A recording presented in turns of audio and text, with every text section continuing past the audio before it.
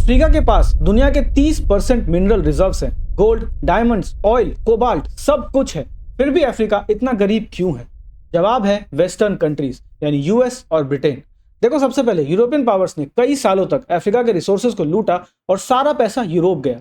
बदले में अफ्रीका को मिला पोल्यूशन, पॉवर्टी और कॉन्फ्लिक्ट्स और कुछ नहीं। फिर इंडिपेंडेंस के बाद भी एक्सप्लॉयटेशन रुका नहीं। नियो कॉलोनिज्म यानी फॉरेन कॉर्पोरेशंस आज भी अफ्रीका के रिसोर्सेज कंट्रोल करती हैं और उससे हुआ प्रॉफिट्स देश के बाहर जाता है। इन सब के साथ साथ करप्शन भी बहुत बड़ा इशू है। कॉलोनियल पावर्स ने जाते जाते भी ऐसी सरकारें इन देशों में बनवा दी जिससे इनके इंटरेस्ट का ध्यान रखा जाए, वहां के लोगों के नहीं।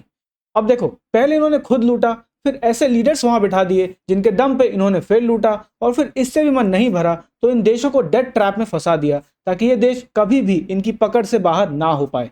आईएमएफ और वर्ल्ड बैंक से गरीबी दूर करने के लिए इनको लोन्स दिलवाए और इन पे टफ कंडीशंस रखी उस लोन के बदले, जिससे इनका कंट्रोल बना रहे।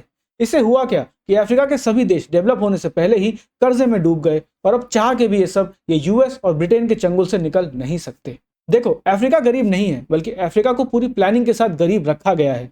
उनके रिसोर्सेज उनके हैं, लेकिन उन रिसोर्सेज पे कंट्रोल उनका नहीं है।